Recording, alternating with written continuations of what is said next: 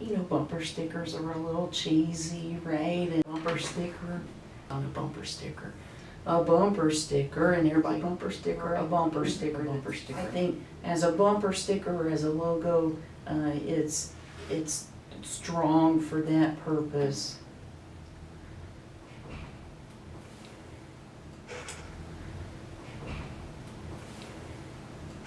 Do you think the logo is functional? As a bumper sticker or a logo, I think it's pretty good.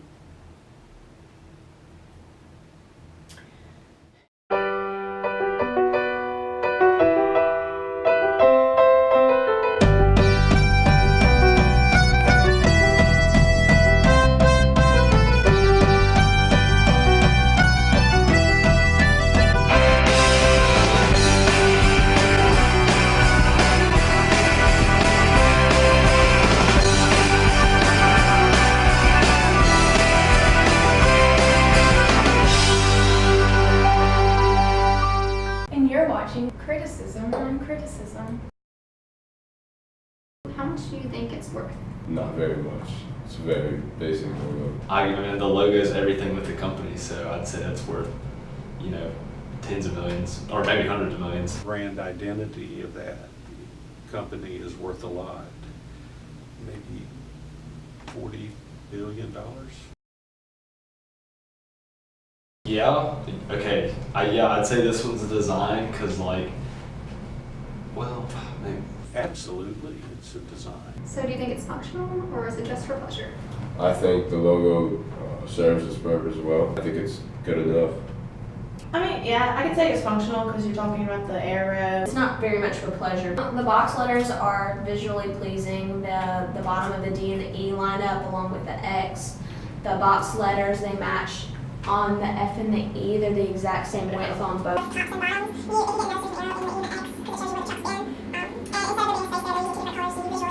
You know, it's two words. Functional for sure. It has its purpose. How would you improve it if you were to improve it? Probably a different font. Something a little exotic, a little cultural twist to it. We could probably reach out to other people, maybe artists who really like that type of stuff. I'd probably put an outline against it, but that just makes it pop against plain things. I think that it's such a well-known logo that it doesn't really need to be improved. Honestly, I would leave it the same. I like how simple it is and just like to the point. If you start throwing other things in on that, you lose a lot of the power. What is the function of art? There's a bigger question. It's functional in terms of, like, I'm sure that the tourism industry makes plenty of money. But its actual function, pleasure. I think it's functional. There's an identity to it. I think it's a combination of both. It's certainly functional in conveying a message to the intended audience, but it's a little fun, a little whimsical, right? Well, it looks like a pretty famous bumper sticker. You know, bumper stickers are a little cheesy, right? And very simple. It gets its point across, right? So there's value in that. Can you really express what you feel about the great city of New York just on a bumper sticker? It's not by accident. I think, well, someone put a lot of thought into it because it has uniformity, it's symmetrical, it fits well on a t-shirt. I don't think I can. I think I could do a variation of it, but it would always be an homage to the original. It's irreplaceable. There's only one and there will only ever be one. Oh, I like the dazzle. Put some sparkles on it, make it sparkle. So we could say I love Louisiana, but that wouldn't serve the purpose, right? Anybody could say, oh, I could do that, but I assure you that there were many hours spent, a lot of eyes looking on something like that. So it's hard to say that we could improve it, but it would be fun to try to go in and work on it for a while. Okay, so what is your definition of criticism? Thoughts and opinions of someone who has knowledge in the area. helping students see errors that they're making or improvements that they can make.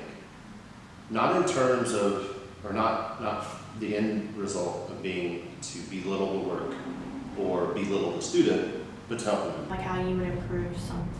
The way that the professor tells you how to fix it or suggests you how to do it better next time. Actually, criticism is a little bit premature because actually criticism is based upon analysis. First of all, what is the artist trying to do? Then you follow that up with the, well, how well is it being done? So define, assess, and then finally, the third question, which is, well, was it worth it? Was what the artist trying to do worthwhile?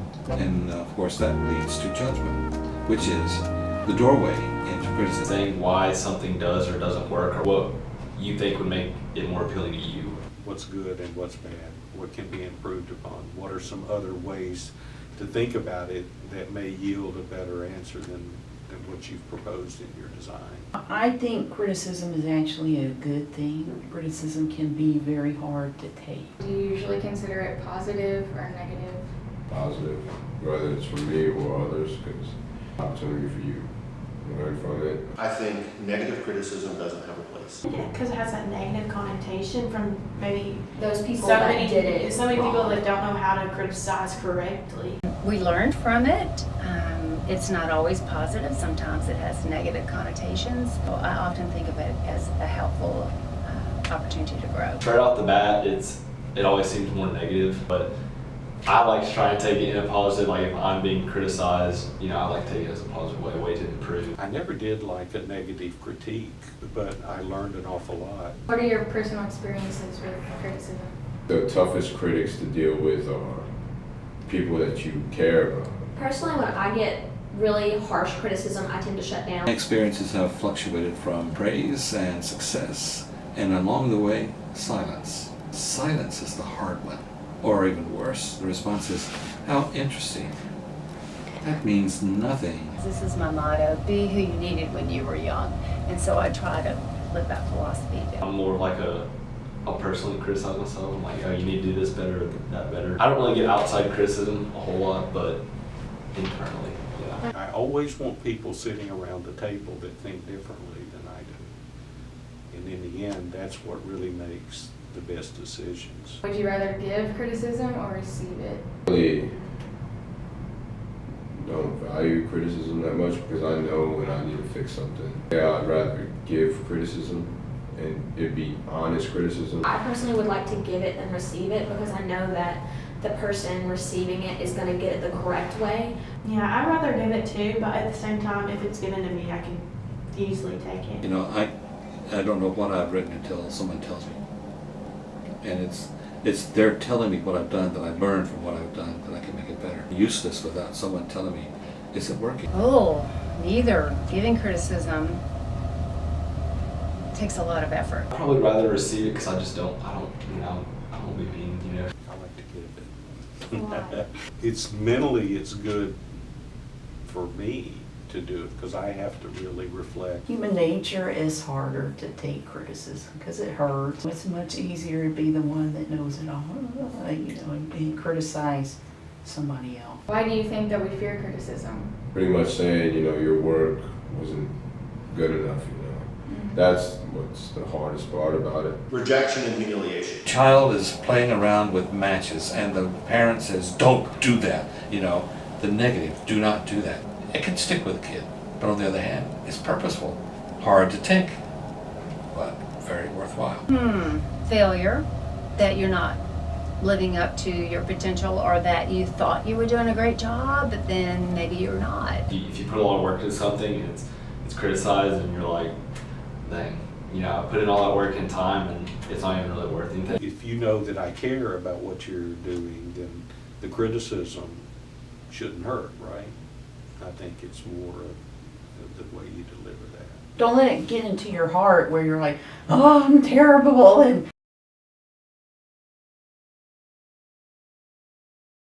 Have that foundation, you'll be able to easily pick out when that criticism is good criticism and when it's bad criticism. Make me stronger, make me better.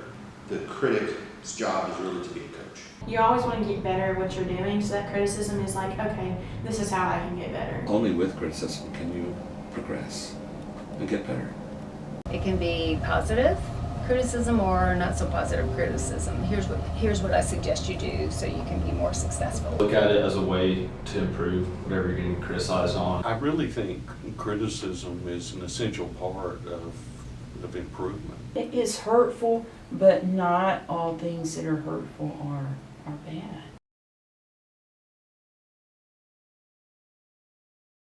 Do y'all think it's more important to understand how to receive criticism or to understand how to give it? I would say that it's both because it depends on how the person criticizing, how they criticize you and what they're criticizing. And that can depend on like how you take it. It's really on the person that's giving the criticism, because I think that it's up to them to show the empathy towards the person that they're giving the criticism to. I get that, but at the same time, I think it's important to understand how to take it, because when you know how to take criticism, then it's like your responsibility. You're dependent on yourself. You can't depend on how someone else is gonna say something to you. You just know that like if it's not worthwhile, I'm not gonna take it. Mm-hmm. A couple people said was that when you receive criticism, it's almost like all the work you did was for nothing. Criticism isn't telling you that everything you did was just wrong and everything you shouldn't have done any of it. It's more telling you how you can improve what you already have done. Mm-hmm. The person criticizing you is just pushing you past like a Maybe bump in the road that they're trying to like assist you and like help you like think like realize like some of the things that you might have like could have done better. Criticism isn't just finding what is bad and Right. what needs work. It's finding like where you already have improved and where you can move forward. Criticism is more of like the good and the bad, and it's supposed to be helpful.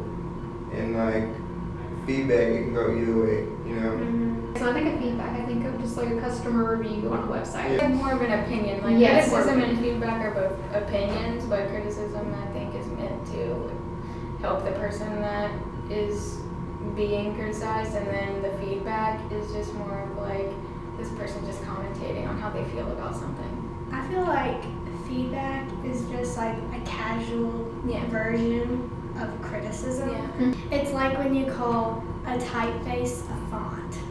Also, it's the connotations around just the words. Yeah, themselves. that's important. Kind of like when we would ask people, like, do you view it more positively or negatively? And they mostly say they view it negatively, and then they'd be like, but I try to take it positively. Yeah. Yes. It got a lot to do with like our feelings, and just like us protecting ourselves from, you know, Like getting a defense hurt. mechanism. Yeah, it's so much easier to take it negatively than it is to take it positively.